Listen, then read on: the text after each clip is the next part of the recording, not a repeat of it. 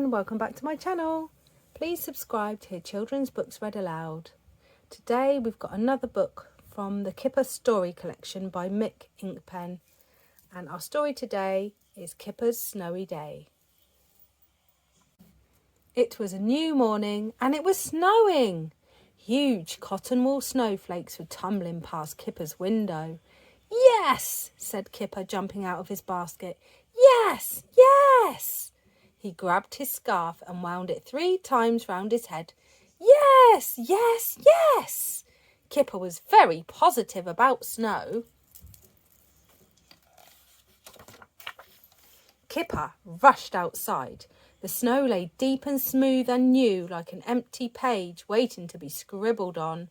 He made a paw print, and then another. And then, with a whoop, he went charging round and round, crisscrossing this way and that, until the garden was full of his tracks. Kipper stopped to catch his breath, letting the swirling snowflakes melt on his tongue. Then he fell backwards into the snow and lay there panting. When he stood up, he found that he had made a perfect Kipper-shaped hole. He tried again. Then he tried a different shape and another. "I bet Tiger hasn't thought of this," he said, and ran off to find his best friend. Kipper found Tiger at the top of Big Hill. He was wrapped up in a fat bundle of silly woolly clothes. Kipper plopped a friendly snowball on top of his head. "Hello," said Tiger. Tiger pointed up at the sky. A watery sun was seeping through the grey clouds. "It won't last," he said. "It'll all be gone by tomorrow. There's a warm wind coming." Tiger was like that. He knew things. But this was not at all what Kipper wanted to hear, so he started throwing snowballs at his friend. Tiger was very easy to hit because the silly woolly clothes were wrapped so tightly around him that he could hardly move. And his own snowballs stuck like little pom-poms to the silly woolly gloves. "Look at my new game," said Kipper, falling backwards into the snow.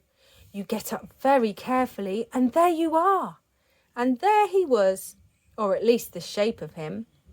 Tiger stretched out his arms and fell backwards with a soft, woolly crump. But when he tried to get up, he could not. He was too round. He just lay there, waving his arms and legs like a beetle on its back. Tiger heaved himself over onto his tummy, but rolled too far and found himself on his back again. He tried again. The same thing happened. Snow began to stick in thick lumps to the silly woolly clothes.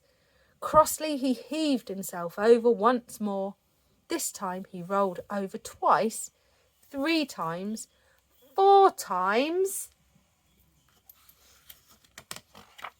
Slowly at first, and then a little faster, and then a lot faster, and then very fast indeed, he rolled down the hill.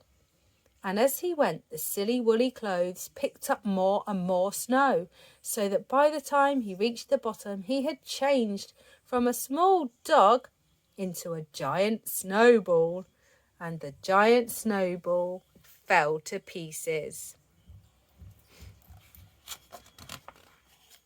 Kipper charged down the hill. "Are you all right, Tiger?" he panted. Tiger pulled off his silly woolly hat. A big grin spread across his face. "Again," he said. So that is what they did all day long, taking turns to wear the silly woolly clothes, and by the time the sun began to dip down towards the hill, making their shadows long and skinny, they had rolled enough snow to the bottom to build a giant snow dog. They watched their shadows lengthen and fade. "It'll all be gone by tomorrow," said Tiger. "There's a warm wind coming." But for once, Tiger was wrong. The warm wind stayed away, and that night another snowstorm smoothed out all of Kipper's paw prints, making the garden like a clean, white, empty page once more.